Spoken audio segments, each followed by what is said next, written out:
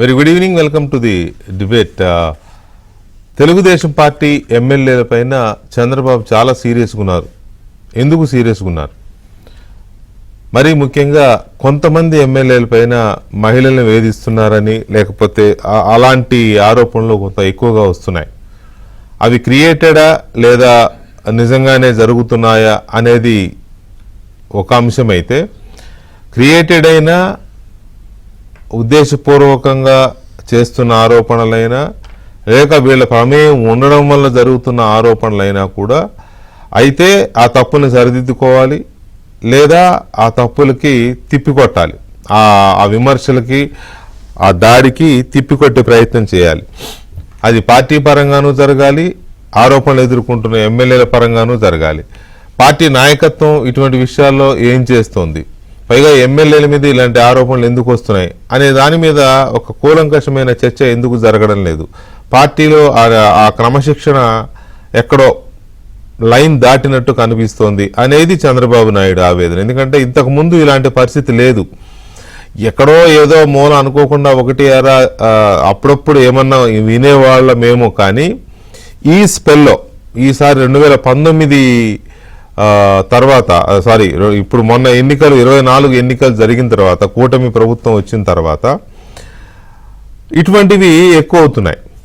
సరే, ఒకటి రెండు అయితే డైరెక్ట్గానే వాళ్ళ వీడియోలతో బయటకు వచ్చాయనుకోండి, అది వేరే విషయం. బట్ కొంతమంది ఎమ్మెల్యేల విషయంలో అలా వేధిస్తున్నాడు, ఇలా వేధిస్తున్నాడు, ఆరాచకాలు ఇట్లా కొంతమంది మీద వచ్చాయి.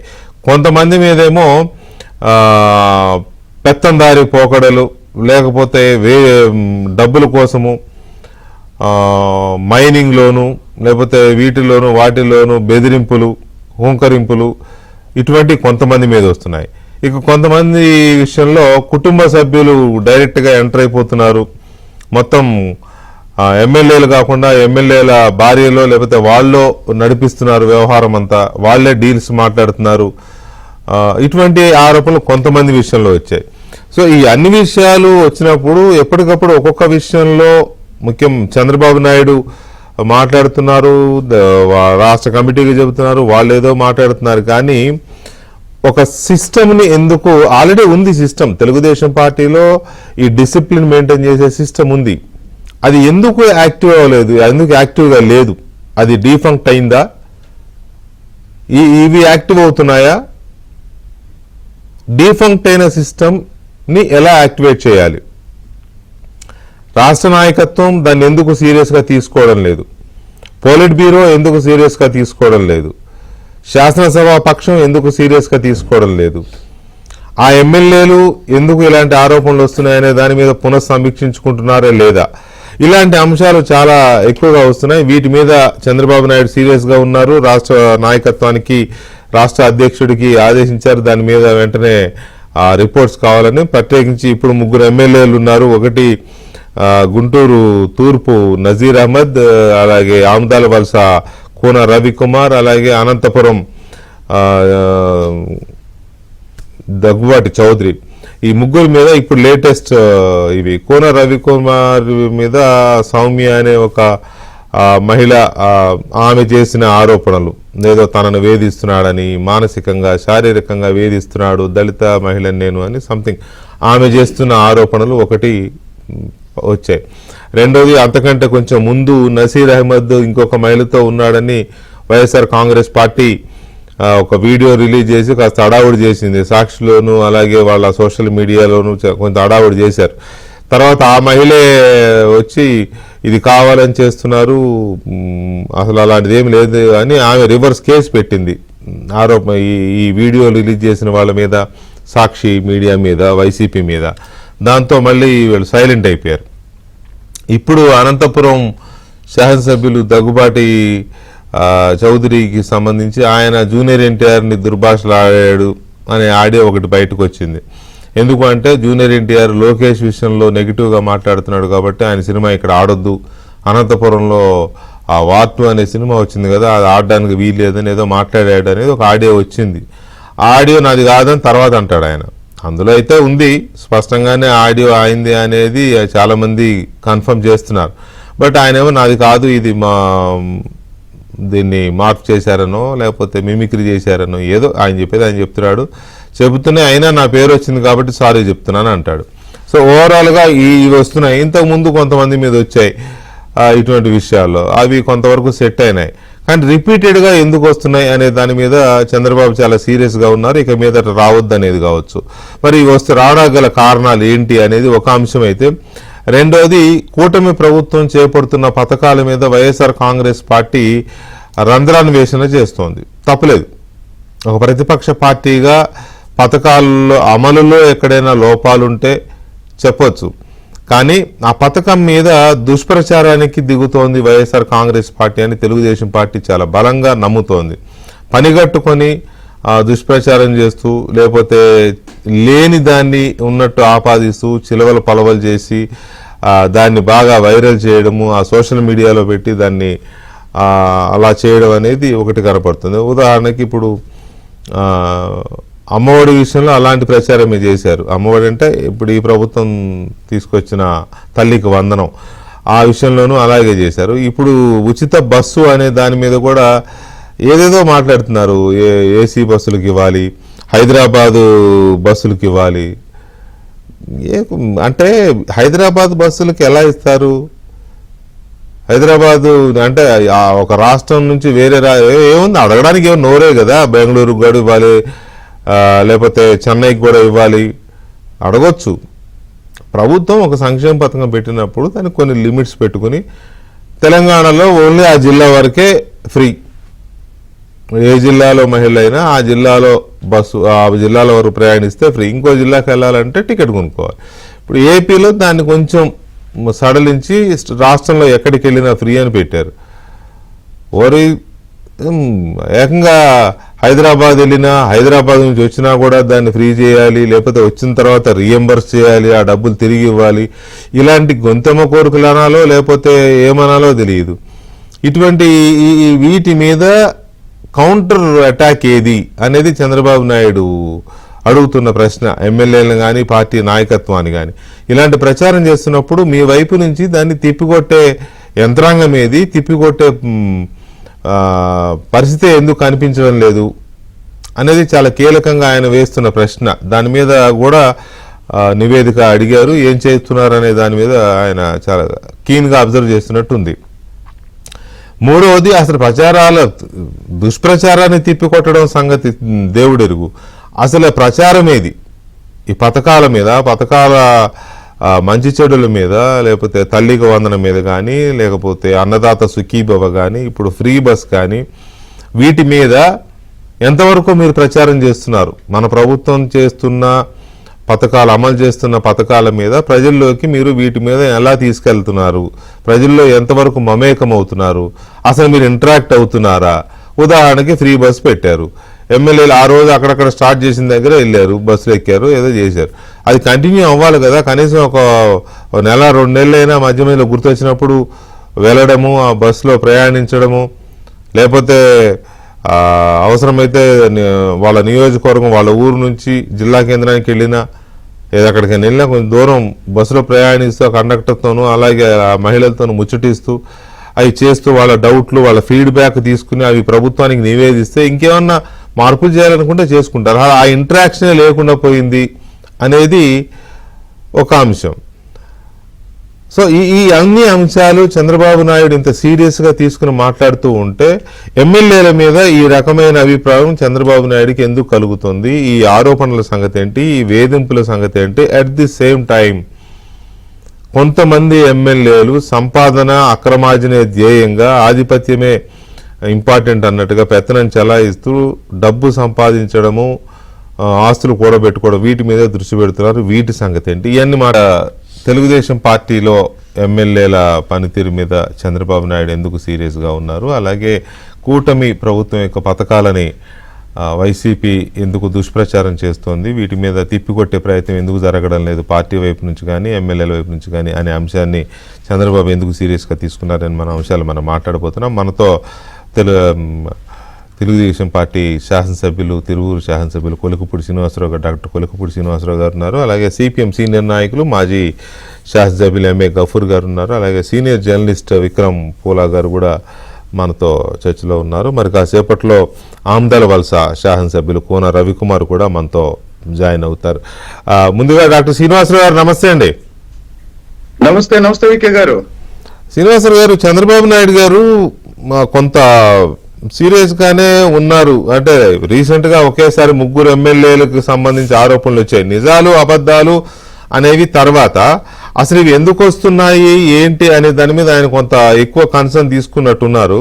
ఒకటి గుంటూరు తూర్పు నజీర్ అహ్మద్, అలాగే ఆమ్దాల వలస రవికుమార్ గారు, ఇప్పుడు అనంతపురం లేటెస్ట్ ఇంకా ట్రెండింగ్ లోనే ఉంది అది నిన్నటి నుంచి. సో ఈ పరిణామాలు ఎందుకు వస్తున్నాయి డాక్టర్ శ్రీనివాసరావు గారు? అఫ్ కోర్స్ మీది కూడా ఉంది గతంలో స్టార్టింగ్ లో ఒక 2-3 వీటిల్లో, తర్వాత సెట్ అయ్యారనుకో, సెట్ అయింది అనుకోండి. ఇప్పుడు మీరు ఒక 3 చెప్పారండి. అందులో ఈ రోజు యాక్చువల్ గా సీఎం గారి టెలికాన్ఫరెన్స్ లో దీని గురించి మాట్లాడిన తర్వాత చాలా గ్రూపుల్లో దీని మీద చర్చ జరుగుతుంది. ఓకే. ఇప్పుడు కూన రవికుమార్ గారి విషయం నేను కొంత వివరాలు తెలుసుకోవడానికి ప్రయత్నం చేస్తే నాకు తెలిసింది ఏంటంటే, అక్కడ కేజీబీవి ప్రిన్సిపల్ గారిని ట్రాన్స్ఫర్ చేశారు. ఆమె ట్రాన్స్ఫర్ ఇష్టం లేక ఎమ్మెల్యే గారి మీద కొన్ని ఆరోపణలు చేసి ఆమె ఈరోజు హాస్పిటల్లో ఉన్నానని చెప్పారు. ఆ వీడియో కూడా చూశాను నేను. ఇప్పుడు తల్లికి వందనం పథకం ప్రారంభమైన తర్వాత దాన్ని సమీక్షించడం కోసం దాదాపు 1 నెల రోజులుగా అమెరికాలో ఉన్న కోన రవికుమార్ గారు జూమ్ లో ఒక సమీక్షా సమావేశం నిర్వహించారు. ఆ జూమ్ సమావేశంలో 6 సభ్యులు ఉన్నారు. అంటే బయట వైసీపీ చేసే దుష్ప్రచారం ఏంటంటే ఎమ్మెల్యే గారు ఆమెకి వీడియో కాల్స్ చేసి విసిగించారు లేదా వేధించారు అనేది. అది అబద్ధం. ఎందుకంటే 6 ఉన్నారు, అది జూమ్ కాన్ఫరెన్స్. సమయం కూడా ఆయన అమెరికాలో ఉన్నందువల్ల వీళ్లతో మాట్లాడి వీళ్ళకి ఆయనకి కుదిరిన టైంలో సాయంత్రం 8 గంటలకి, రాత్రి 8 గంటలకి పెట్టారు అది. అయితే ఈ ట్రాన్స్ఫర్ ఇష్టం లేని సౌమ్య గారు ఆ తర్వాత ఎమ్మెల్యే గారి మీద బహిరంగంగా విమర్శలు చేస్తూ మీడియాలో కనపడుతున్నారు. అవును. ఇప్పుడు కేజీబీవి నా నియోజకవర్గంలో కూడా 2 ఉన్నాయండి, కస్తూరిబా గాంధీ బాలికా విద్యాలయాలు. ఏదన్నా సమస్య ఉంటే ఏసీపీ అని వాళ్ళ అధికారి ఉంటారు. ఓకే. ఏసీపీ పైన కలెక్టర్ గారు ఉంటారు. కలెక్టర్ గారి పైన SPD, special state project director ఉంటారు. ఇది అడ్మినిస్ట్రేటివ్ హైరార్కీ కేజీబీవీలో. కాబట్టి అంతర్గతంగా మాట్లాడుకోవాల్సిన విషయం లేదా అంతర్గతంగా అధికారుల ద్వారా పరిష్కరించుకోవాల్సిన విషయాన్ని కొంతమంది తప్పుదారి పట్టించడం వల్ల ఆమె మీడియాకు వచ్చారు. ఇప్పుడు మీడియాకు వచ్చిన సౌమ్య గారిని నేను ఒక ప్రశ్న అడుగుతున్నా. కోన రవికుమార్ గారు వేధించినట్టు ఒక ఆడియో సాక్ష్యం గాని వీడియో సాక్ష్యం గాని ఏమన్నా ఉన్నాయా? ఆమె కేవలం ఆరోపణలు చేశారు. ఇప్పుడు మీరు అడిగిన అసలు ప్రశ్న ఏంటంటే, ముఖ్యమంత్రి గారు ఎందుకు ఇంత సీరియస్ గా తీసుకున్నారు, ఎందుకు ఇంత సీరియస్ గా రియాక్ట్ అవుతున్నారు అంటే, గత 14 నెలలుగా వైఎస్ఆర్సీపీ రాజకీయంగా చాలా చాలా చాలా బలహీనంగా ఉంది. కానీ రాజకీయ పోరాటం బదులు ఎక్కడన్నా, ఇప్పుడు నజీర్ అహ్మద్ గారు ఉన్నారు, గుంటూరు ఈస్ట్ ఎమ్మెల్యే. ఆయన ఒక వీడియో కాల్ మాట్లాడినట్టు ఒక వీడియో చూపించారు. ఆ వీడియోలో ఆయన ఏమన్నా తప్పుగా మాట్లాడినట్టు ఆడియో లేదు, లేదా తీవ్ర అభ్యంతరకరమైన హావభావాలు ఏమి లేవు. కానీ ముఖ్యమంత్రి గారు చెప్పింది ఏంటంటే, ఎలాంటి విమర్శకి అవకాశం ఇవ్వద్దు అని. కాబట్టి వైసీపీ రాజకీయంగా అత్యంత బలహీనంగా ఉన్న దశలో మనం చేసే చిన్న చిన్న పొరపాట్ల వల్ల దాన్ని వైసీపీ మీడియా కానీ మనల్ని వ్యతిరేకించే సోషల్ మీడియా గాని భారీగా ప్రచారం చేసి ఏమీ జరగకపోయినా ఏదో జరిగినట్టు చూపించే ఒక ప్రయత్నం జరుగుతుంది కాబట్టి దానికి కూడా అవకాశం ఇవ్వద్దు అనేది ముఖ్యమంత్రి గారి అభిప్రాయం. ఒక్క నిమిషం శ్రీనివాసరావు గారు, ఇక్కడ బలమైన కౌంటర్ అటాక్ ఉండట్లేదు అన్నది వాస్తవం. YSR Congress party social media కానీ లేకపోతే వాళ్లకున్న కూలి మీడియా నీలి మీడియా రెండు ఉన్నాయి కాబట్టి వాళ్ళు కానీ ఏదన్నా దొరికితే ఇక దాన్ని చిలవల పలవలుగా చేస్తారు. నిజం ఉంటే మాత్రం వదిలే పనే లేదు. నిజం ఉంటే ఎవరో వదలరు, మేము కూడా వదలం. అది కనుక నిజమని మేము నమ్మినప్పుడు ఖచ్చితంగా వదిలేది లేదు. కానీ వాళ్ళేంటి నిజం ఉన్నా లేకపోయినా ఇది చేస్తారు. ఇటువంటి విషయాల్లో పార్టీ పరంగా వెంటనే దాని మీద స్పందించడము, ఫ్యాక్ట్ చెక్ చేయడము, ఇది ఫ్యాక్టా ఫేకా అనేది పార్టీ పరంగా సోషల్ మీడియా నుంచి కానీ పార్టీ అఫీషియల్ మీడియా నుంచి కానీ అఫీషియల్ నాయకులు కానీ ఎమ్మెల్యేలు కానీ చేయలేకపోతున్నారు అనేది ఇప్పుడు ఇష్యూ. గఫూర్ గారు నమస్తే అండి. నమస్తే వెంకటకృష్ణ గారు. తెలుగుదేశం పార్టీలో మీరు కమ్యూనిస్ట్ పార్టీలో ఉన్నా కూడా మొదటి నుంచి ఈ పార్టీ డిసిప్లిన్ కానీ ఇవి చూస్తున్నారు కదా మీరు. ఎక్కడో ఎప్పుడో ఒకటి వినేవాళ్ళం కానీ ఈ దఫా వరుసగా చూసాం మనం. ఇటువంటి ఒక 10 ఘటనలు చూసాం ఇప్పటికే. సో వీటిల్లో చాలా వరకు ఫేక్ అని తేలింది, 1-2 ఫ్యాక్ట్ అని తేలింది. అదే మన చిత్తూరు జిల్లాలో ఒకటి, మీ జిల్లాలో ఒకటి, ఏదో సంథింగ్ ఫ్యాక్ట్ అని తేలినాయి. సో ఏంటి ఈ సిచ్యువేషన్ ఎందుకు వచ్చింది అనుకుంటున్నారు తెలుగుదేశం పార్టీలో? మీకు మిగతా పెద్దలకు కూడా నమస్కారం అండి. నమస్తే అండి. ఓ వెంకటకృష్ణ గారు, సార్, తెలుగుదేశం పార్టీ ఎన్టీ రామారావు గారు ప్రారంభించినప్పుడు ఒక సైద్ధాంతిక పునాది ఉందండి. ఆంధ్రుల యొక్క ఆత్మగౌరవం, ఆంధ్రప్రదేశ్ ను అగ్రభాగాన్ని నిలబెట్టాలని, మన ఆత్మగౌరవాన్ని కాపాడుకోవాలని ఒక స్పిరిటెడ్ గా, ఎందుకంటే కేంద్రం యొక్క పెత్తనానికి వ్యతిరేకంగా ఆయన స్టార్ట్ చేశాడు. ఇప్పుడు తెలుగుదేశంలో ఏమని చెప్పండి, సైద్ధాంతిక నిబద్ధత లేదంటారా ఇప్పుడు టీడీపీలో? లేదు కదా, సైద్ధాంతమే లేదు. ఇప్పుడు అధికారం రాబట్టుకోవాలా, అధికారాన్ని అనుభవించాలనేది తప్ప ఏం సైద్ధాంతం ఉందని సిద్ధాంతమే లేదు తెలుగుదేశానికి ఇప్పుడు. రెండవది, ఇప్పుడు వైసీపీలో ఎంత పనికిమాలిన వ్యవహారం ఉన్నా గాని జగన్మోహన్ రెడ్డి మాట్లాడకపోయినా సజ్జల రామకృష్ణారెడ్డి లేదా బొత్స సత్యనారాయణ లేకపోతే కొన్ని ఆర్థిక విషయాల్లో బుగ్గన రాజనాథ్ రెడ్డి, లేకపోతే ఇంకా సరే ఈ బ్యాచ్ ఒకటి ఉంది పేర్ని నాని, లేకపోతే ఆ కోడిగుడ్డు అతను ఎవరో ఉన్నారు కదా, ఇట్లాంటి వాళ్ళందరూ కూడా మాట్లాడేవాళ్ళు. తెలుగుదేశంలో ఏమైందంటే ఇప్పుడు తండ్రి కొడుకులు మాట్లాడడం తప్ప తెలుగుదేశం తరఫున మాట్లాడేటువంటి వాళ్ళు ఇప్పుడు ఎవరు కనపడతారు మీకు? లేరు. దానికి కారణం ఏంటంటే సీనియర్స్ అందరూ ప్రోయాక్టివ్ లేరండి. చాలా మంది కుమ్మక్కయ్యారు అవతల వాళ్ళతో. ఏమో అది మీకు తెలియదా? మీరు చూడనట్టు భలే ఒక్కొక్కసారి మీరు కూడా కాదు. ఎప్పుడైతే ఇప్పుడు ఒక పార్టీకి బహుళ నాయకత్వము, జిల్లాల్లో సీనియర్స్ వాళ్ళందరూ పట్టుబడితే పార్టీ తప్ప ఒక వ్యక్తి మీద ఆధారపడి పార్టీ ఎప్పుడు ఉండదండి. ఎన్టీ రామారావు ఆయన గొప్ప చారిత్రక ఒక పాత్ర నిర్వహించాడు.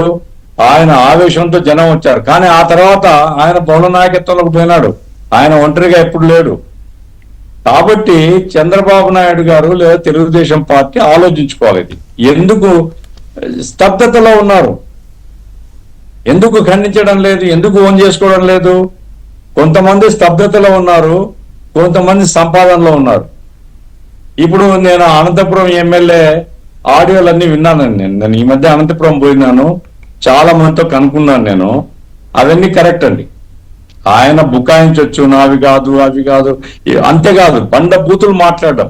ఏం కల్చరో ఏమో, ఎట్లా టోని తీసుకుని వచ్చాడో, పార్టీలో ఎమ్మెల్యేగా పెట్టినారో, డబ్బులుంటే అయిపోయా అనుకొని అడ్డగోలుగా తీసుకుని వచ్చి పెడితే అట్ట టోల్ ద్వారా తెలుగుదేశం మునిగిపోతుంది.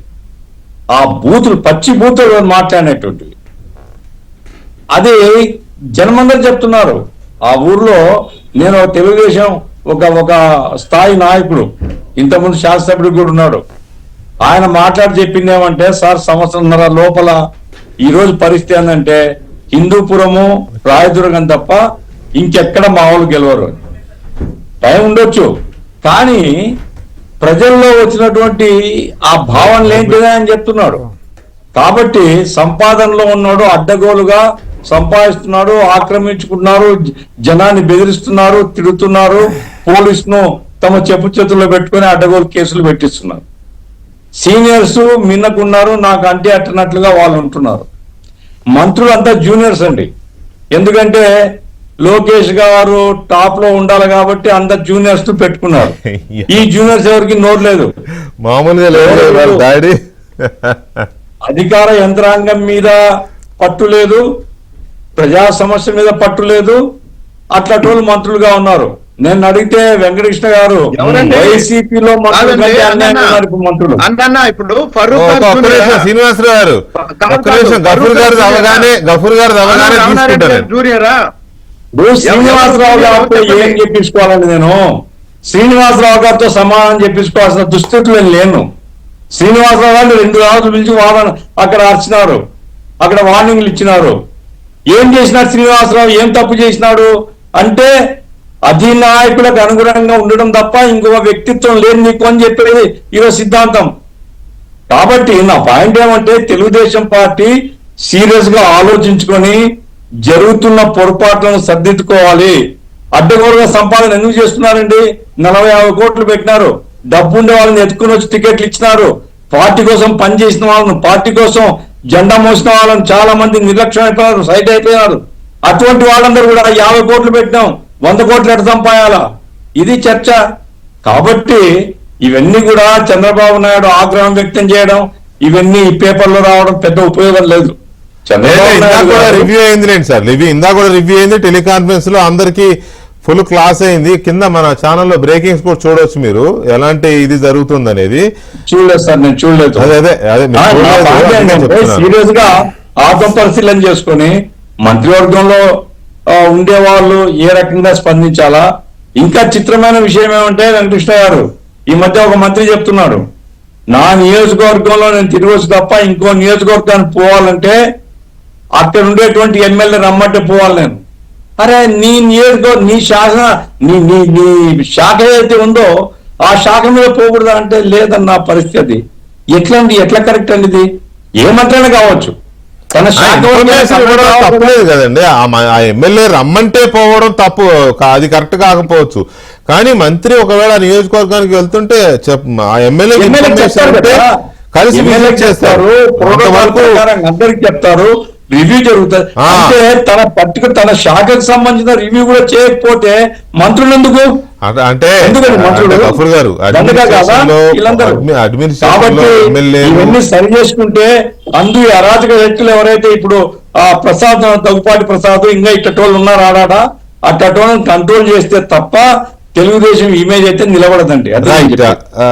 అదేలే, అందుకే కదా చర్చ కూడా. నేను నా ఇంట్రడక్షన్ లోనే చెప్పాను కదా, గతంలో లేనివి ఇప్పుడు ఎందుకు వస్తున్నాయి, వాటిలో కొన్ని నిజాలు ఉన్నాయి, కొన్ని అబద్ధాలు ఉన్నాయి, కొన్ని కావాలని క్రియేట్ చేసి ఉన్నాయి. ఆ క్రియేట్ చేసేవి అబద్ధాలు అయినా కూడా ఎందుకు ఆ సిచ్యువేషన్ వస్తుంది అనేది మూలం చూడాలి కదా. ఒక్క నిమిషం గఫూర్ గారు, విక్రమ్ గారు, చాలా కాలంగా మీరు టీడీపీలో ఏంటి అనేది, ఆ డిసిప్లిన్ ఎలా ఉంటుందని చూస్తున్నాం కదా.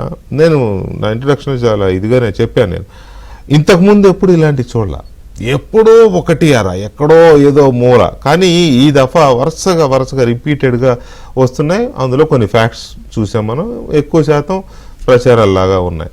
దీని మీద ఆయన సీరియస్గా ఉన్నారు అనేది మనకి వాళ్ళు చూసాం. పొద్దున ఇందాక రివ్యూ మీటింగ్ కూడా అయింది. వాట్ ఈజ్ యువర్ అబ్జర్వేషన్ అని పార్ట్? గఫూర్ గారు చాలా సీరియస్ అలిగేషన్ చేశారు, సైద్ధాంతిక నిబద్ధత పోయింది, లోకేష్ ని పెద్దోడుగా చూపించుకోవడం కోసం జూనియర్లను మంత్రిగా పెట్టాడు అనేది ఒకటి ఉంది. సీరియస్ ఎలిగేషనే.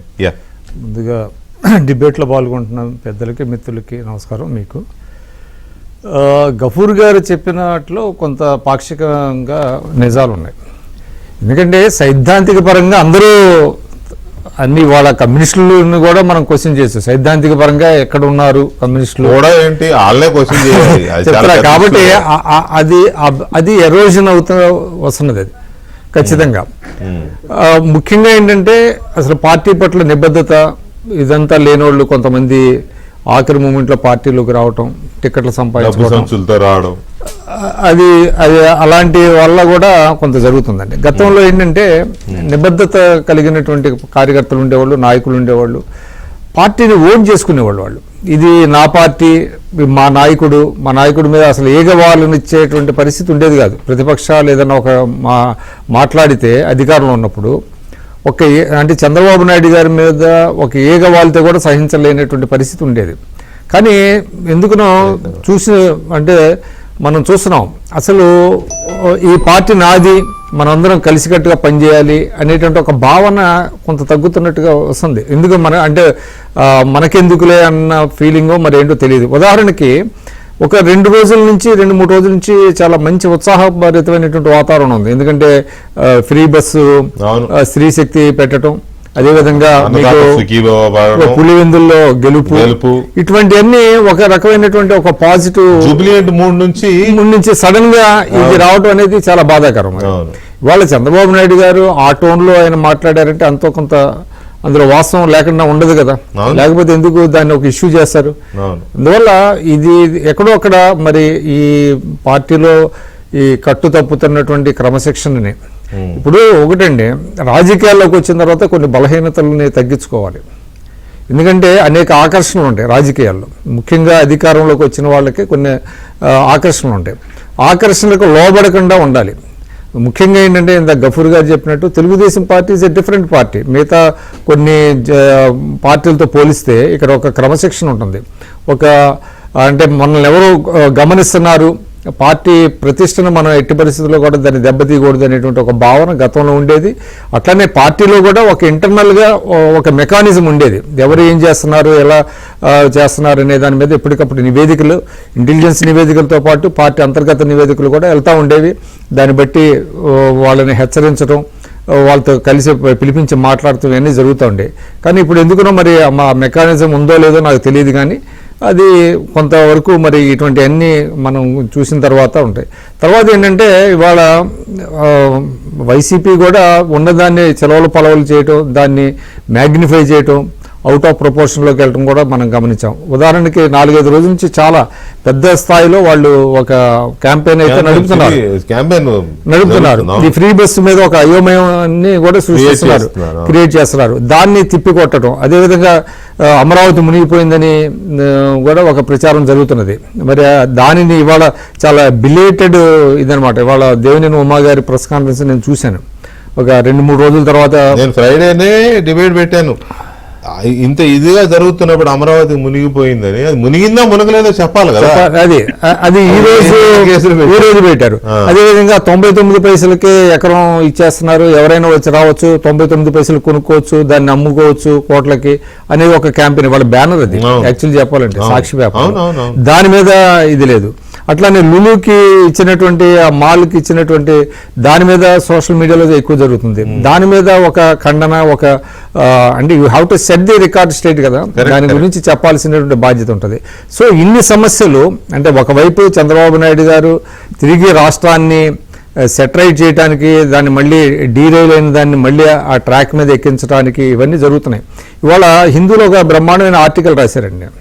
అంటే ఇవాళ రాష్ట్రాన్ని తిరిగి ఏ విధంగా ఆయన సెట్ చేస్తున్నారు అనే దాని మీద ఒక ఆర్టికల్ వచ్చింది. ఏ విధంగా చంద్రబాబు నాయుడు గారి సింగపూర్ వెళ్ళటం, తర్వాత పెట్టుబడులు, అదేవిధంగా వాళ్ళ లోకేష్ గారిని, సరే గఫూర్ గారిని నేనేం ఖండించట్లేదు, కానీ బట్ లోకేష్ గారు ఇవాళ ఆయన పరిధిలో పెట్టుబడులను ఆకర్షించడానికి చేస్తున్నటువంటి ప్రయత్నాలు నేను అనుకోవటం ఇంకొక మంత్రి అయితే ఆ విధంగా చేయలేరు.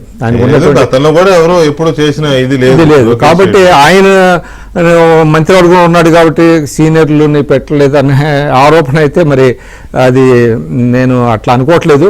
ఖచ్చితంగా ఒక సీనియారిటీ, జూనియర్లు గతంలో కూడా ఉన్నారు. ఫస్ట్ టైమర్స్ ఎమ్మెల్యేలు అయిన వాళ్ళు కూడా మంత్రివర్గంలో 99లో కూడా ఉన్నారు. ఆయన కూడా తెలుసు. శివప్రసాద్ గారు కానీ ఇట్లాంటి వాళ్ళు చాలా మంది అక్కడ 5-6 శరత్కాల అరుణ్ గారిని, తర్వాత జాగర్లమూడి పద్మావతి అని ఆమెని అప్పుడు కూడా ఉన్నారు. కొత్త వాళ్ళు కూడా ఉన్నారు, ఫస్ట్ టైమర్స్ కూడా ఉన్నారు. కాబట్టి అది క్రైటీరియా కాదు. ఇక్కడ ఏంటంటే పార్టీలో జగన్మోహన్ రెడ్డి మంత్రివర్గంలో అసలు ఎవరో కూడా ఎవరికీ తెలియదు కదా, ఒకళ్ళిద్దరు మినహాయిస్తే. కానీ మీరు ఇంకోటి అయిపోయేదాకా గుర్తులేవు. మీరు ఇంకోటి గమనించండి, Yeah. వాళ్ళ ప్రతిపక్షం బలహీనంగా ఉండటం కూడా ఒక రకంగా చాలా లోపం అది.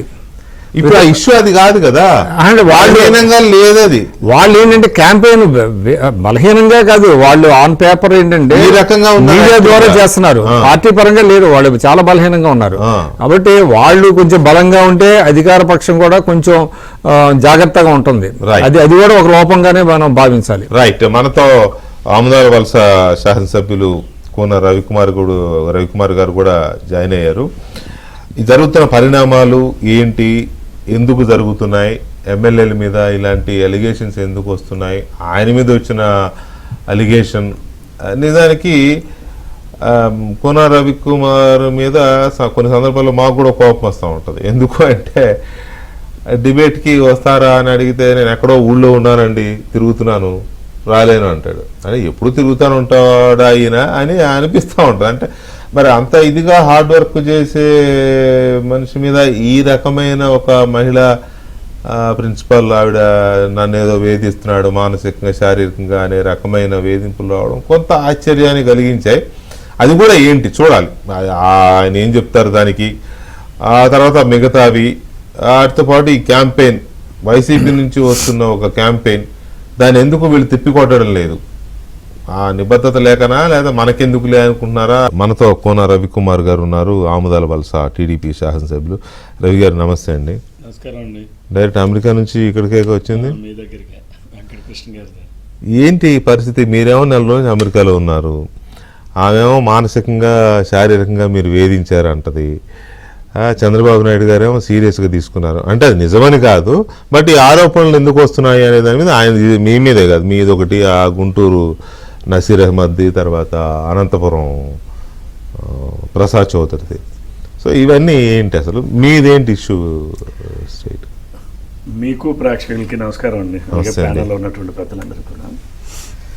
సమాజంలో మహిళలంటే చాలా గౌరవం, నేను కూడా అంతకన్నా ఎక్కువగానే గౌరవిస్తాను. నేను రాజకీయాల్లోకి వచ్చి 33 సంవత్సరాలు అయింది. పరిపాలనలో, అడ్మినిస్ట్రేషన్లో అధికారులు, ఉద్యోగస్తులు చాలామంది మహిళలు ఉంటారు, ఎంతోమందితో డీల్ చేస్తుంటాం. ఇదంతా కూడా కాన్స్టిట్యున్సీ అభివృద్ధి కోసం, అలాగే ప్రభుత్వ కార్యక్రమాలు సజావుగా సాగేదానికి ఒక శాసనసభ్యుడిగా నా పాత్ర పోషించడం. అయితే అక్కడ పర్టికులర్గా ఆ ఇష్యూలో ఏంటంటే ఆమె పైన చాలా ఫిర్యాదులు వచ్చాయి. ఆ ప్రిన్సిపాల్ కేజీబీవి పొందూరు ఎవరైతే ఉన్నారో ఆమె పైన చాలా ఫిర్యాదులు ప్రజల నుంచి వచ్చాయి, పేరెంట్స్ నుంచి వచ్చాయి. వాళ్ళు ఇచ్చిన ఫిర్యాదులని నేను కలెక్టర్ గారికి స్టేట్ ఎస్పీడీకి పంపించాను. కలెక్టర్ గారు అక్కడ ఉన్న ఒక డిప్యూటీ కలెక్టర్ గారిని ఎంక్వైరీ ఆఫీసర్గా వేశారు. అలాగే ఎస్పీడీ గారు కూడా రీజనల్ జాయింట్ డైరెక్టర్ గారిని ఫర్ ఎడ్యుకేషన్ ఎంక్వైరీకి వేశారు. ప్రైమా ఫెసీ ఉందని చెప్పి దేర్ ఆర్ సమ్ ఇది ఆమె ప్రైమా ఫెసీ ఉంది, ఆమె సరిగ్గా మెనూ ఇచ్చేయట్లేదు, పిల్లలకు పూర్తిగా quality and quantity of food ఇచ్చేయట్లేదని చెప్పి చాలా స్పష్టంగా ఒక 3-4 ఐటమ్స్ కూడా రిపోర్ట్ రాశారు. రాసిన తర్వాత దేర్ ఇస్ ఎ ప్రైమా ఫెసీ అని చెప్పి ట్రాన్స్ఫర్ చేశారు. అలాగే ఒకరిద్దరు ప్రిన్సిపాల్స్ మీద కూడా ఏదో డిఫరెంట్ అలిగేషన్స్. సో ఓవరాల్గా ఒక 3 ట్రాన్స్ఫర్ చేశారు. అసలు వాళ్ళు అడ్మినిస్ట్రేటివ్ గ్రౌండ్స్లో 3 చేశారు జిల్లాలో, 3 ఈవిడ ఒకటి. అయితే ఈవిడ స్పెసిఫిక్గా ఏంటంటే నేను పొందూరు నుంచి కదలను అంటే ఆవిడ చాలా మందికి వాయిస్ మెసేజ్లు కూడా పెట్టింది. మరి ఇప్పుడు టైం లేదు ఇవన్నీ వినిపించడానికి. అండ్ మోరోవర్ ఈమె ఏంటంటే చాలా యాటిట్యూడ్, బిహేవియర్స్ చాలా డిఫరెంట్గా ఉంటాయి. ఆమె నాకే వార్నింగ్ ఇచ్చారు, మీరు వింటారంటే జస్ట్ అదొక్కటి వినిపిస్తాను. అంటే అడ్మిషన్స్కి చాలామంది తల్లిదండ్రులు, పిల్లలు వచ్చేటప్పుడు ఏమైనా చెప్తుంటారు. నాకున్న అలవాటు ఏంటంటే పబ్లిక్ రోజుకి కొన్ని వందలాది మంది వస్తుంటారు. వెంటనే ఎవరు వచ్చినా సరే ఆ సంబంధిత అధికారికి ఫోన్ చేయడం, ఇదేదో పంపిస్తున్నాను చూడండి అని చెప్పడం, ఇది నాకున్నటువంటి జనరల్ ప్రాక్టీస్. అసలు ఆ అమ్మాయి మరి ఎందుకో ఆమె ఒక మహిళగా మాట్లాడడం లేదు, కాస్త మహిళల్లో ఒక డిఫరెంట్ లేడీస్ ఉంటారు అట్లా మాట్లాడుతూ ఉంది, కాస్త బరిదెగించి మాట్లాడుతూ ఉంది ఆ అమ్మాయి. నేను శారీరకంగా హింసించాను. శారీరకంగా హింసించాము అని అంటే, శారీరకంగా హింసించాలంటే అసలు మనుషులు కలవాలి కదా, ఎక్కడ కలిశాను, ఎప్పుడు కలిశాను, అసలు ఏ ఫోన్లో మాట్లాడాను ఉండాలి కదా. శారీరక అంటే ఆమెకి పాపం ఆ శారీరక హింస అంటే దానికి అర్థం తెలిసి మాట్లాడుతుందా, తెలియక మాట్లాడుతుందా, లేకపోతే బరిదెగించి మాట్లాడుతుందా అనేది ఆమె విద్యుత్కు వదిలిపెడుతున్నాను నేను. ఆ, అలానే మానసికంగా మాట్లాడడానికి అసలు నేను ఎప్పుడు మాట్లాడాను. నేను ఓన్లీ థింగ్ ఈజ్ ఏదైనా ఇష్యూస్ ఉండేటప్పుడు ఒకసారి తల్లికి వందనం ప్రోగ్రామ్ ఒక 4 రోజుల్లో మనం రిలీజ్ చేయబోతున్నాం.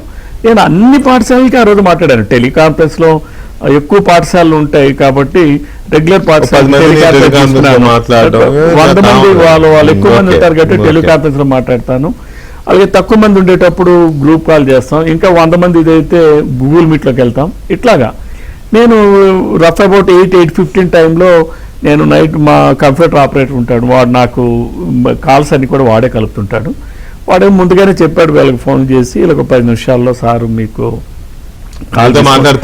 మాట్లాడతారు, కాల్ తీసుకుంటారని. వాడు కాల్ కలిపాడు. నేను మీరు అడ్మిషన్స్ అన్ని అయిపోతే మీరు రికార్డ్స్ అన్ని కరెక్ట్గా చూడండి, ఆ యూడైస్లో ఏదైతే ఉంటుందో మొత్తం అన్ని మీరు ఎక్కడ మిస్టేక్స్ లేకుండా చూడండి, ఏ ఒక్క చిన్న మిస్టేక్ అయినా వాళ్ళకి ఏదైతే తల్లికి వందరం మిస్ అవుతారు మళ్ళీ ప్రాబ్లమ్స్ వస్తాయి అని చెప్పి అందరికీ చెప్పాను, వీళ్ళకి కూడా చెప్పాను. నేను వాళ్ళ స్కూల్ ప్రిన్సిపల్స్తో మాట్లాడాను, కేజీబీ మాట్లాడాను, అట్లానే జ్యోతిరాపులే స్కూల్స్తో మాట్లాడాను, రెగ్యులర్ స్కూల్స్తో కూడా మాట్లాడాను. సో నేను జనరల్గా ప్రభుత్వ కార్యక్రమాలన్నీ ఎప్పటికప్పుడు పర్యవేక్షణ చేసుకుని అధికారులు కూడా సమాయత్తం చేసుకుని ఈరోజు పెన్షన్స్ పంపిణీ కార్యక్రమం ఉందనంటే నేను మా కార్యకర్తలు కూడా ముందు రోజు టెలికాన్ఫరెన్స్ తీసుకుంటాను, 8,000 మందికి తీసుకుంటాను. ఓకే, ఇప్పుడు ఏం మాట్లాడింది? ఈవిడ నాకు మానసికంగా వేధిస్తున్నారు. ఎప్పుడు వేధించాను, ఎక్కడ వేధించాను, ఎలా వేధించాను? ఒక సాక్షి ఛానల్లోను ఆయనే ప్రశ్న వేస్తాడు, ఆయనే సమాధానం చెప్తాడు. ఆయన రవికుమార్ గారు నీకు అర్ధరాత్రి రమ్మన్నాడు. ఎప్పుడు రమ్మనమన్నాను, ఎక్కడ రమ్మనమన్నాను, ఇంటికి రమ్మన్నాను, ఆఫీస్కి వచ్చారు, ఎక్కడ? జరగని సంఘటనలు జరిగినట్టుగా సాక్షిలో మాట్లాడుతున్నాను. అందుకే నేను మీరు అమెరికా నెల అయింది కదా? నేను అమెరికా లాస్ట్ మంత్ 20th వెళ్ళారు అంటే ఇప్పుడు కరెక్ట్ నెల అయింది, కరెక్ట్ గా నెల అయింది. మరి ఇప్పుడు ఈ 2 రోజుల నుంచి ఎందుకు వస్తుంది ఇది? అంటే ఒకవేళ మీరు శారీరకంగా వేధించినా, మీరు ఒకవేళ అర్ధరాత్రి ఆ సాక్షిలో చేసినట్టు అర్ధరాత్రి రమ్మన్నా ఆ రోజే జరగాలి కదా గొడవ. అసలు ఆ రోజే కాదండి, నేను ఆ రోజే జరగాలి లెక్క ప్రకారం. నేను 20వ తారీఖు నాడు నేను బయలుదేరే ముందు, నేను ఆ రోజు తొలి అడుగు ప్రోగ్రామ్కి నేను ఉదయం 7 గంటకి నేను ఒక విలేజ్కి వెళ్ళే ముందు వీళ్ళిద్దరు కూడా ఈమె తమ్ముడు కూడా నా ఇంటికి వచ్చారు. అక్కడ గురువువెల్లి దామోదరరావు గారు అని ఒక టీచర్ కూడా ఉన్నారు, ఇంకో 10-15 మంది విజిటర్స్ ఉన్నారు. ఆమె నా కాలు మీద పడిపోతే నేను అమ్మ తప్పది, మీరు అట్లా చేయమాకండి, నీకు దండం పెడతాను అట్లా అనే తప్పు అయిపోయింది సార్, నాకు క్షమించండి సార్ అని అంటుంటే అట్లా తప్పమ్మా. ఇదంతా కూడా డిసిప్లినరీ యాక్షన్, ఆమె ట్రాన్స్ఫర్ అవ్వడం అనే దాన్ని బేస్ చేసుకొని చేసింది. దాని మీద నా మీద ఆరోపణలు చేస్తున్నారు వీళ్ళు. ఇంత తేలిగ్గా ఆత్మహత్య అది లాస్ట్ ఎపిసోడ్. అది అంటే ముందు నా మీద ఆరోపణలు చేశారు. ఎందుకు ఇది అంటున్నానంటే కొలిగపూడి గారి ఎపిసోడ్స్ విషయంలో కూడా ఒక ఆవిడ ఎట్లాగే సూసైడ్ అటెంప్ట్ చేశారు. ఇప్పుడు సూసైడ్ అటెంప్ట్ చేసినప్పుడు దాన్ని మనం బ్లేడెంట్ గా అని అంటే మళ్ళీ అదొక తప్పు అవుద్ది. మళ్ళీ అంటే తప్పు అండి, మీరు కాదు అంటే నేనైతే తప్పని చెప్తాను. నేను కూడా నేను చూసిన తర్వాత నేను కూడా డాక్టర్స్ తో మాట్లాడాను. ఆమెకి ఇన్హెల్దీ అనేది తనకి రెగ్యులర్ గా ఉన్నటువంటి హెల్త్ బాగాలేదు. తనేంటంటే నేను అది మింగాను ఇది మింగాను టాబ్లెట్లు మింగాను అని చెప్తుంది. ఆ డాక్టర్స్ ఆవిడెవరో యాక్సిడెంట్ లో ఇదైనట్టుగా ఒక షో జరిగింది. అలాగే ఈ కడుపులో అంతా క్లీన్ చేస్తారు కదా సార్, నేను చేసామంటే అసలు ఏమీ రాలేదు, ఏమి రాలేదండి అని చెప్పారు. మరి ఆ రిపోర్ట్ ఎప్పుడు వస్తుందా అని అంటే 1 రోజులు పడుతుంది సార్, మేము వైజాగ్ పంపిస్తాము, అక్కడ ఫోరెన్సిక్. చంద్రబాబు నాయుడు గారు మాట్లాడారు మీతో ఈ ఆరోపణలు వచ్చిన తర్వాత? అంటే ఆరోపణలు వచ్చిన తర్వాత మాట్లాడలేదు, కానీ మొన్న ఎప్పుడో టెలికాన్ఫరెన్స్ లో కాస్త సీరియస్ అయ్యారు. కౌంటర్ ఎందుకు ఇవ్వలేదు ఇంతవరకు అని చెప్పి అడిగానట్టుగా నేను పత్రికల్లో చూశాను. మరి నేను యుఎస్ లో నేను టెలికాన్ఫరెన్స్ నేను లేను. నాకు యాక్చువల్ గా నేను దిగి జట్లాగ్ లో ఉండిపోయాను. ఇక్కడ హైదరాబాద్ లో ఉండిపోవడం వల్ల నాకు అది రాలేదు. అది వినిపిస్తారు ఒకసారి. ఇది వినిపించకపోయినా అంటే ఆమె నాకే వార్నింగ్ ఇచ్చిందంటే, అంటే జస్ట్ మీకు ఎందుకంటే ఎలా ఉన్నారు అనే దానికి. ఇప్పుడు క్యారెక్టర్ అనేది మహిళలకే కాదు మగవాళ్ళకు కూడా అంతే ఉంటుంది. నేను ఈరోజు సమాజంలో క్యారెక్టర్ అనేది అందరికీ అవసరం. అక్కడ జెండర్ తేడా ఏమి ఉండదు. నేను ఈరోజు సమాజంలో కానీ సంఘంలో కానీ ప్రభుత్వంలో కానీ గౌరవ ప్రతిష్టలతో ఉంటే నా మీద తప్పుడు ఆరోపణలు, నిరాధారమైనటువంటి ఆరోపణలు చేయడం, అది సాక్షి వాళ్ళు ఏమో దాన్ని చిత్రీకరించడం, సరే, వాళ్ళు ఉన్నదే అందుకు కదా. వైసీపీ వాళ్ళు వెళ్ళి దాన్ని వాళ్ళు ఏదో ఇది చేయడం, ఇవన్నీ కూడా కాదు. ఒకవేళ నిజంగానే మీరే గనక టార్గెట్ అయ్యి ఉంటే ఎందుకు మిమ్మల్ని టార్గెట్ చేశారు, ఎవరు టార్గెట్ చేశారు? అంటే మీ జిల్లాలో ఒకళ్ళిద్దరు ఇట్లాంటి ఎపిసోడ్స్ లో కాస్త అందజేసిన ఉన్నారు. అంటే వాళ్ళు ఏం లేదు, పురుషులు ఉన్నారు. అంటే రవికుమార్ గారిని అబాస్పాలు చేస్తే మేమేదో అయిపోతాం అనేటువంటి భ్రమంలో ఉంటాం. మీరు ఒకసారి ఇది వినండి. అయితే మరి అవ్వదండి, వాళ్ళకి అతనికి నేను కింతలో ఎక్కడో జాయిన్ అవ్వమని చెప్తానన్నారు కదా, అక్కడైనా లేకపోతే ఏపీ మోడల్ స్కూల్ తామాడ్లోని ఖాళీలు ఉన్నాయి. ఆ ప్రిన్సిపల్ సారు అతనికి నేను చెప్తాను, ఈ పిల్లకి అక్కడికి వెళ్ళమని చెప్పండి, హాస్టల్ ఫెసిలిటీ కూడా ఉంది, హాస్టల్లో కూడా సీట్ ఇస్తామన్నారు. ఈ పిల్లకి సిఈసీయో హెచ్ఈసీ ఏదో ఒకటి అక్కడ జాయిన్ చేయమనండి. నా మీద ఇంక ఈ పిల్ల గురించి ఒత్తిడి చేస్తే మాత్రం ఇంకా బాగోదు సార్. మీరైనా సత్యారావు గారు అయినా ఎమ్మెల్యే గారు అయినా నేను ఇంకేదైనా చేసుకుంటాను. This is a warning given. అంటే ఎప్పుడు ఏది వచ్చినా కూడా నేను ఏదో చేసుకుంటా అనే భయపెట్టే బ్లాక్మెయిలింగ్ నేచర్. అంతేకాకుండా అసలు ఎమ్మెల్యే గారు బాగోదని నాకే వార్నింగ్ ఇచ్చారు. ఇస్తారు 4 నెలల క్రితం ఇస్తారండి. అంటే నేను రాజ్యాంగం ప్రకారం ఎన్నికైన ప్రజాప్రతినిధి ఒక ఎమ్మెల్యేగా నా విధులు నేను నిర్వర్తిస్తున్నాను. నేను డిపార్ట్మెంటల్ రివ్యూ చేస్తాను. It is my privilege. నా ప్రివిలేజెస్ క్వశ్చన్. అందుకనే నేను రేపు వెళ్ళంగానే ఈమె మీద ఈమెకి ఎవరైతే మాట్లాడారో ఆ నిరాధారమైన ఆరోపణలు బలపరుస్తూ మాట్లాడారు వాళ్ళందరి మీద కూడా నేను పోలీస్ స్టేషన్ లో కంప్లైంట్. మీరు కేసు పెట్టాలంటే అక్కడికి వెళ్ళవసరం. ఇప్పుడంతా 0 ఎఫ్ఐఆర్. మీరు అమెరికా నుంచి పెట్టే ఎఫ్ఐఆర్.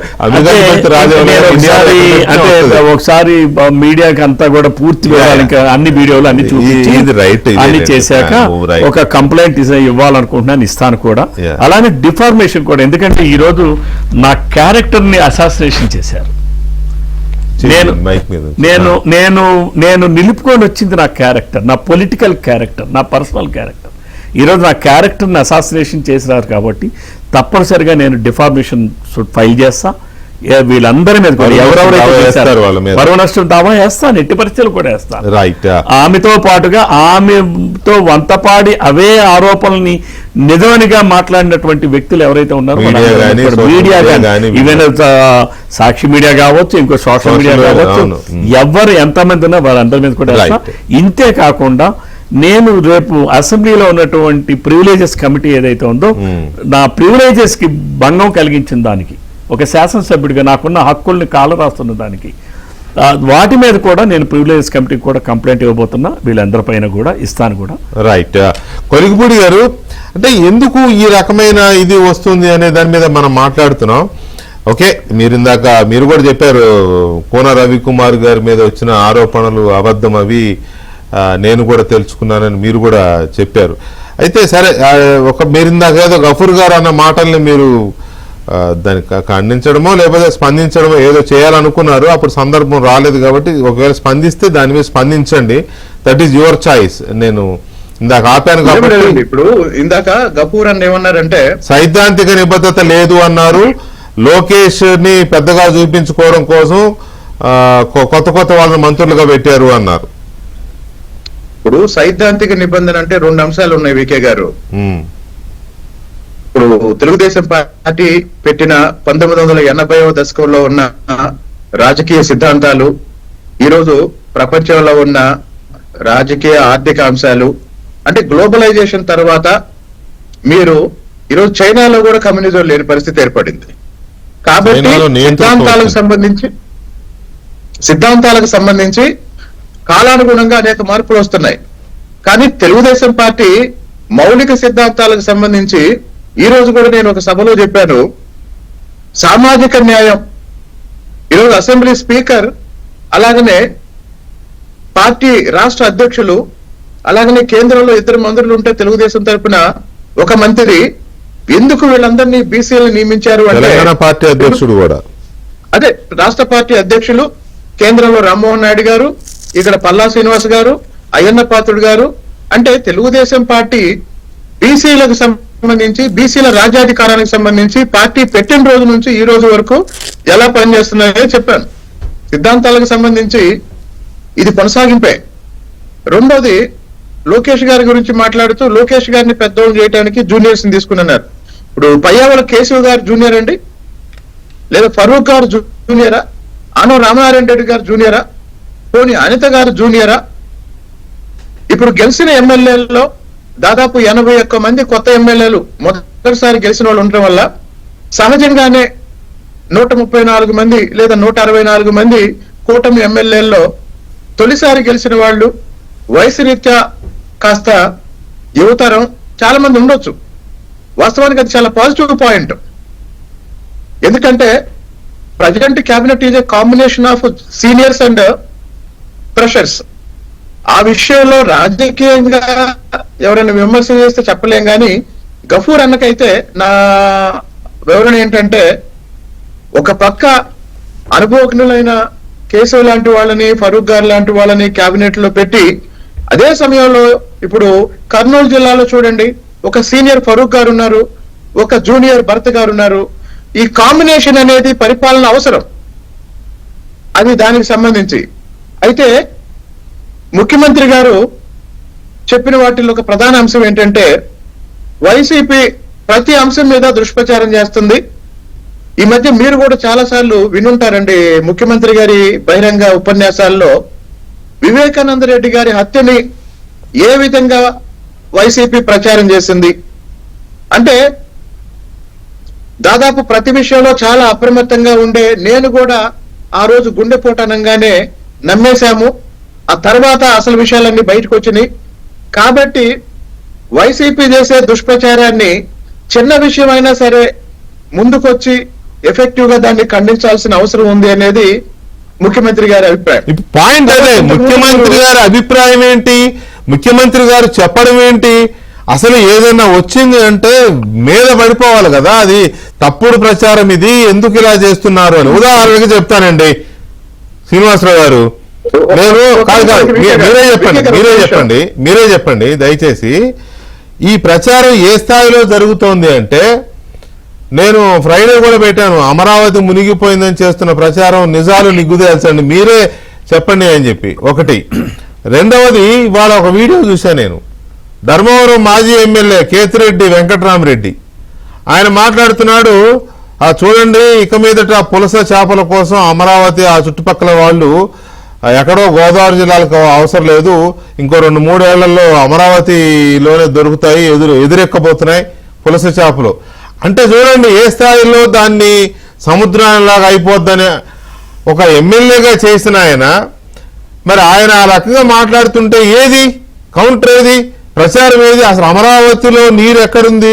హైదరాబాద్లో ఇంత వర్షం పడింది, వరంగల్ నగరం అలాగే సబ్మెర్జ్ అయిపోయింది, బెంగళూరు చూసాం, చెన్నై చూసాం, అమరావతి ఏం జరుగుతోంది చెప్పడానికి ఎందుకండి ఎవరు లేరా? ఖాళీగా లేరు, బిజీగా ఉన్నారా స్థానిక ఎమ్మెల్యేలు కానీ మంత్రులు కానీ?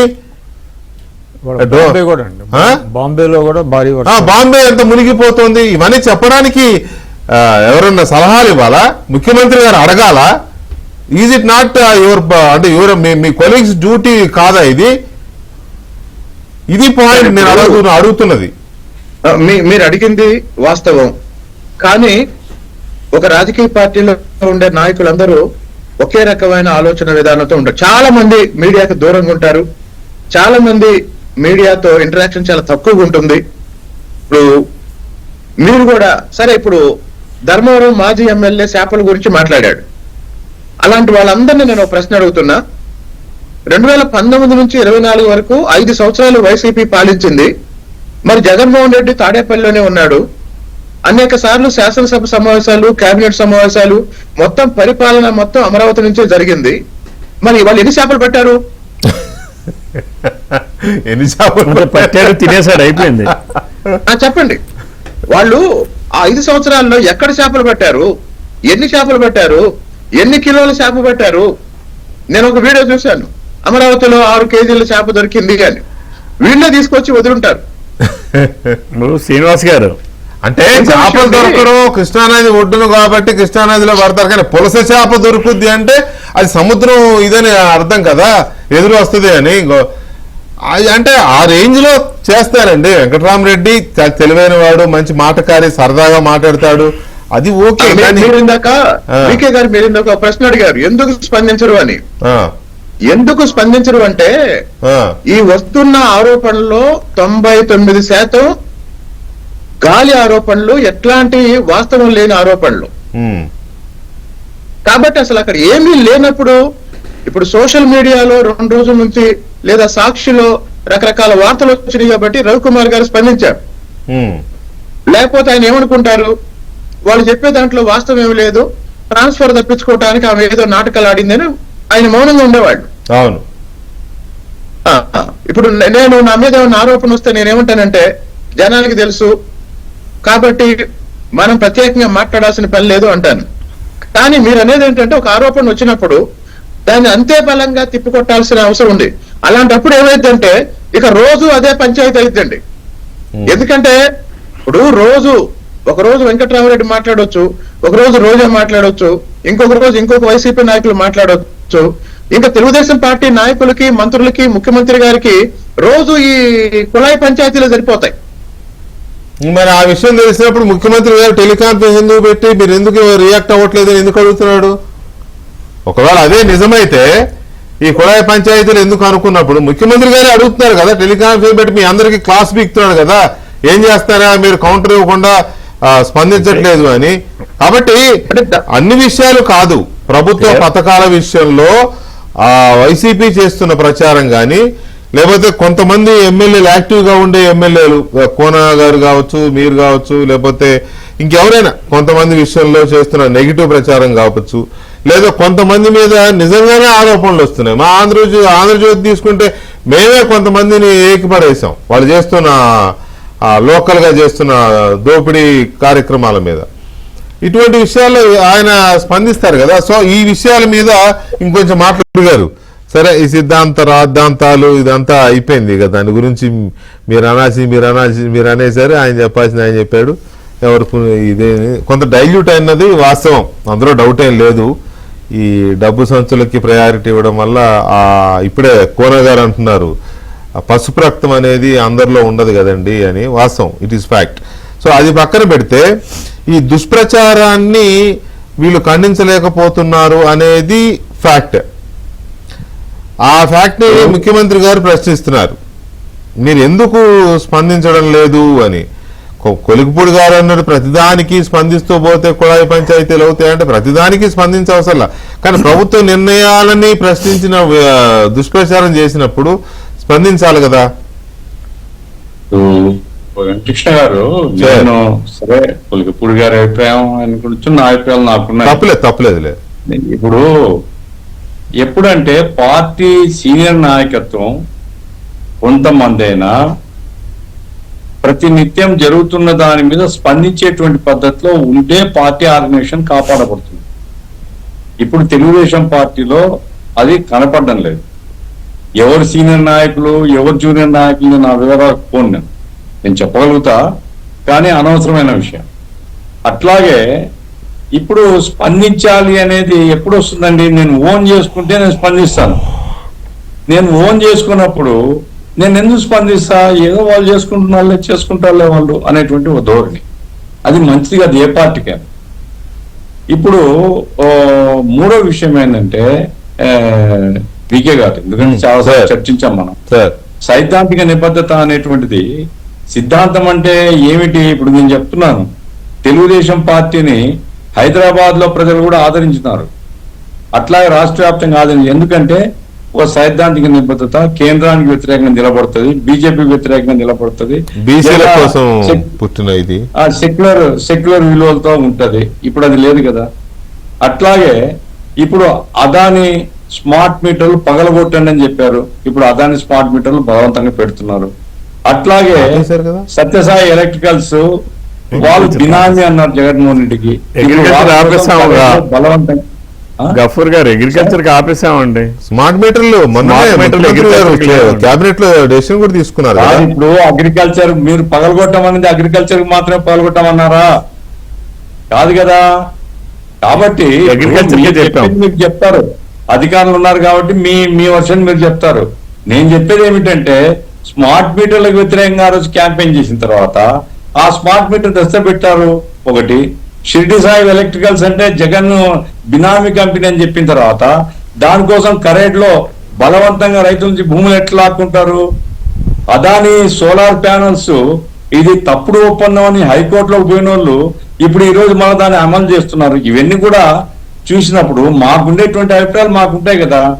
మేము అధికారంలో భాగం కాదు, మీ పార్టీ వేరు మా పార్టీ వేరు. మేము చూస్తున్నాం, ఆ రోజు వైసీపీ అన్యాయం చేస్తే వైసీపీ అక్రమాలకు వ్యతిరేకంగా పోరాడినాం. ఈ రోజు కూడా మా దృష్టిలో ఏవైతే మీరు తప్పు చేస్తాం అనుకుంటాం చెప్పే హక్కు మాకుంది. అందుకే కదండి మిమ్మల్ని పిలిచేది. ఆ రకంగా ఆత్మ పరిశీలన చేసుకోవాల్సిన అవసరం ఉంది. ఇంకోటి లాస్ట్ పాయింట్ ఏమంటే వెంకటకృష్ణ గారు, ఇప్పుడు వైసీపీలో నేను చాలా సార్లు చెప్పాను, మైనార్టీ బడ్జెట్ పేరుకే తప్ప ఆచరణలో లేదు అని. అట్లాగే మిగతా కార్పొరేషన్స్ కూడా ఒట్టిపోయినాయి, ఊరికే రిలీజ్ పేరు సాయంకాలం కంతా మనం తిరిగి జమ చేసేయాల్సిందే. ఇప్పుడు కూడా అదే పద్ధతి ఉంది. ఇప్పుడు ఏమిటి, జగన్ పద్ధతే ఇప్పుడు అమలు చేస్తున్నారు. ఎట్లా న్యాయం జరుగుతుంది ఇది? ఇవన్నీ కూడా మీరు ఆలోచించుకోవాలి. మీరు ఆలోచించుకొని మీ ప్రభుత్వము మీ ధోరణి అది మీరు ఆలోచించుకోవాలి. రెండవది ఏమంటే పార్టీని ఓన్ చేసుకొని ప్రజలకు పోయే ధైర్యము ఎప్పుడు వస్తుంది? ఒక ఖచ్చితమైనటువంటి విశ్వాసాన్ని కలిగించగలిగినప్పుడు. ఆ రూపంలో మీరు ఉన్నప్పుడు మాతే మంచిది, మారకపోతే మీ ఇష్టం. రైట్. ఇక్కడ విక్రమ్ గారు, ఒకటి తిప్పికొట్టకపోవడం, ఒకటి పథకాలని ప్రచారం చేయడంలో చురుగ్గా లేకపోవడం.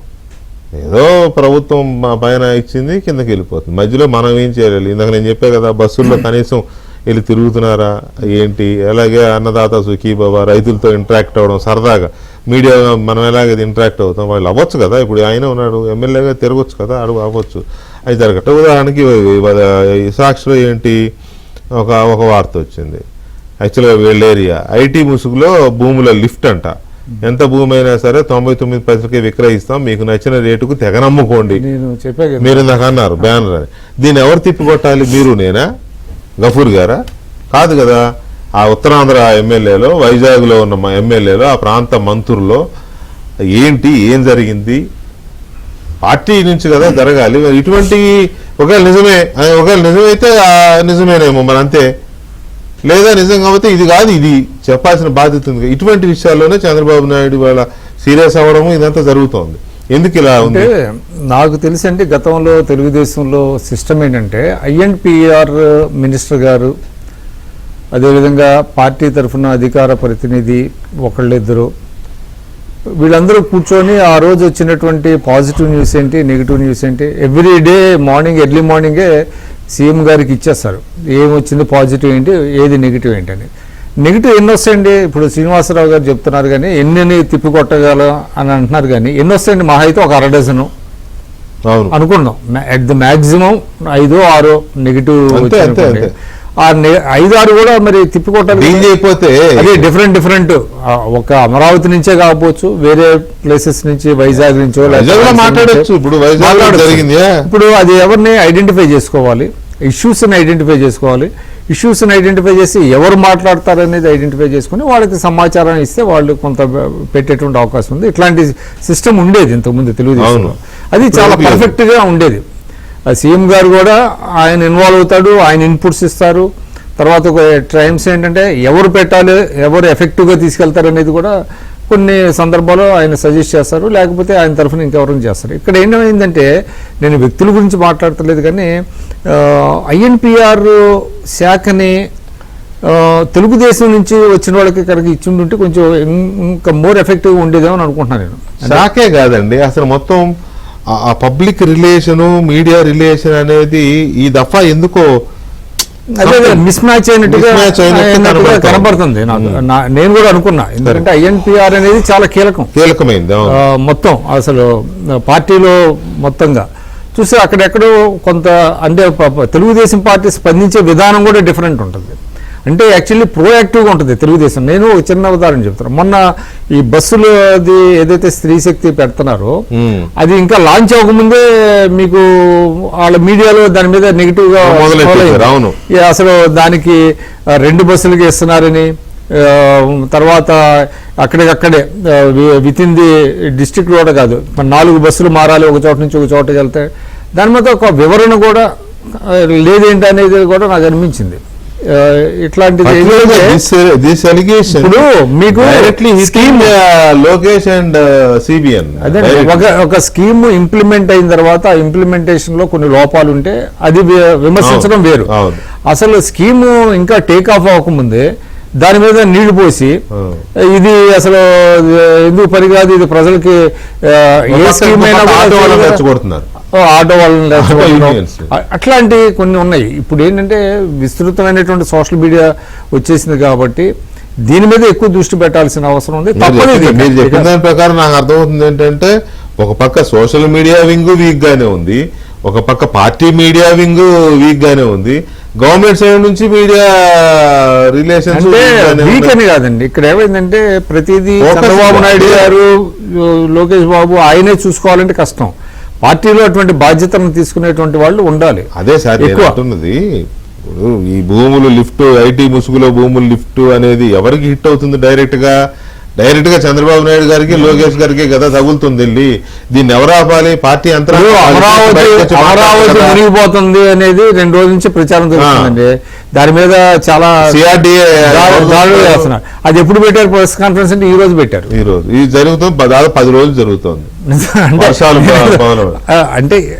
అంటే ప్రతిస్పందన ఎంత క్విక్ గా ఉండాలి, ఎంత బిలేటెడ్ గా ఉండటం వల్ల మీకేముంది డ్యామేజ్ జరిగేది గారు ఇక్కడ ఎందుకని పార్టీ యంత్రాంగంలో కానీ, పర్టికులర్గా ఎమ్మెల్యేల్లో కానీ, లేకపోతే ప్రభుత్వం వైపు నుంచి కానీ ఈ కౌంటర్ అటాక్ అంటే అబద్ధం చెప్పని మేము అనడంలా, కానీ అవతల వైపు నుంచి లేనిది ఉన్నట్టుగా, ఉన్నది లేనట్టుగా జరుగుతున్నప్పుడు ఇది మనది కాదు, మాకు సంబంధం లేదన్నట్టుగా ఎందుకు ఉంటుంది వ్యవస్థ అనేది కొంచెం అంటే నేను గమనిస్తున్నాండి. ఒకటి వైసీ పేపర్లో ఏదైతే ఉందో, సాక్షి పత్రిక, సాక్షి ఛానల్ ఏవైతే ఉన్నాయో, మీరు ఇందాక చెప్పారు లేనిది ఉన్నట్టు, ఉన్నది లేనట్టు. అయితే ఈ లేనిది ఉన్నట్టు చెప్పడం, ఉన్నది లేనట్టుగా చెప్పడం అనే దానికి కొంత దాన్ని కౌంటర్ చేయాలంటే సమాచారం కావాలి. ఆ సమాచారం ప్రాపర్ టైంలో ప్రాపర్గా రావడం లేదనేది అనుకోవచ్చు. వాస్తవమే కదా అది. ముఖ్యమంత్రి గారు చంద్రబాబు నాయుడు గారు అడుగుతున్నది వాస్తవమే, మేము అడుగుతున్నది వాస్తవం. ఇప్పుడు మీరు అడిగేది వాస్తవమే. చంద్రబాబు నాయుడు గారు ఈరోజు మమ్మల్ని అందరినీ టెలికాన్ఫరెన్స్ లో ప్రశ్నించింది వాస్తవమే. అంటే ఇప్పుడు ఒక పాలసీ ఉంది. ఆ రోజు వీళ్ళందరూ మాట్లాడుతున్నారు, మేము స్త్రీ శక్తి పథకం, bus, free bus, it is limited to the district అని ఎన్నికల ముందు మనం ఇచ్చాం హామీ. డిస్ట్రిక్ట్ దానిని అసలు ఇప్పుడు స్టేట్ అంతా ఇచ్చాం. అంటే it's great and good achievement. అవతల ఏమడుతున్నాడు, హైదరాబాద్ వెళ్ళినా ఇప్పుడు నువ్వు మనం జిల్లాకనే మనం సూపర్ 6 లో ఇచ్చిన హామీ ఏంటంటే జిల్లా పరిధి వరకని ఇచ్చాం. జిల్లా పరిధి దాటి చంద్రబాబు నాయుడు గారు ఈరోజు మహిళల కోసం ఇంకా ఒక అడుగు ముందుకేసి రాష్ట్రం మొత్తం ఇచ్చాడు. ఇప్పుడు వాడు అమెరికా వాషింగ్టన్కి ఇవ్వు, లేకపోతే డీసీకి, న్యూయార్క్ ఇవ్వు అని అడుగుతున్నాడు. ఇది ఆ కంపారిజన్ చేసి చెప్పేటటువంటి దీన్ని ఎస్టాబ్లిష్ చేయాల్సినటువంటి అవసరం ఉంది. మరి కొంత ఎక్కడో చిన్న లోపం అయితే మాది ఉంది, లేదని లింక్ అనేది ఎక్కడో లింక్ అంటే అది మాకు కొంత అందరినీ అవేర్నెస్ క్రియేట్ చేయాలి. ఎందుకంటే స్పాంటేనియస్ గా మాట్లాడేటటువంటి సభ్యులు నాకు తెలిసి ఇప్పుడు ఉన్నటువంటి మేము 175 మందిలో స్పాంటేనియస్ గా రెస్పాండ్ అయ్యి మాట్లాడాలంటే ఒక 80-100 మంది మాట్లాడలేరు. ఎందుకంటే గత అనుభవాలు కూడా తెలియదు.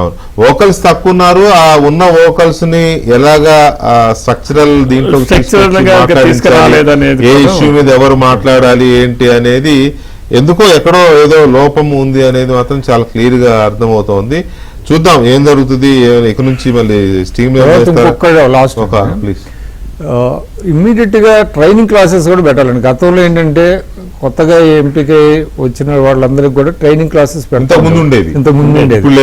ఆ ట్రైనింగ్ క్లాసెస్ కూడా that is the need of the hour అనుకుంటున్నాను నేను. ట్రైనింగ్ క్లాసెస్ ఉండేవి, లైబ్రరీలో చదువుకోవడాలు ఇట్లాంటి ఇన్కల్కేట్ చేయగలగాలి వాళ్ళకి. యాక్చువల్ గా ట్రైనింగ్ ఎమ్మెల్యేలకి శిక్షణ ఉండాలి. అలాగే పార్టీ ఆఫీస్ లో కూడా పార్టీ తరఫున కూడా శిక్షణ ఇచ్చారు ఉండేది. అదే అవి అన్ని లైబ్రరీ ఉండేది, నోట్స్ ప్రిపేర్ చేయడాలు ఇలాంటివి అందరికి ఇవ్వడాలు ఉండేవి. ఆ లైబ్రరీలో- అంతా ఏంటో కొలాప్స్ అయిపోయింది. స్విచ్ నా ఫోన్లు కూడా స్విచ్ ఆఫ్ లో వస్తున్నాయి ఆ వ్యవహారాలు చూసే వాళ్ళని. ఏంటో అర్థం కావట్లే. ఎనీవే ఏంటి గఫూర్ గారు పగలబడి నవ్వుతున్నారు గఫూర్ గారు. Thank you very much Vikram గారు అండ్ రవికుమార్ గారు అండ్ కొలికపూడి గారు అండ్ గఫూర్ గారు. థ్యాంక్ యూ వెరీ మచ్ అండి చర్చలో పాల్గొన్నందుకు. ఇది వాటి డిబేట్. మళ్ళీ రేపు కలుద్దాం. శుభ్ర.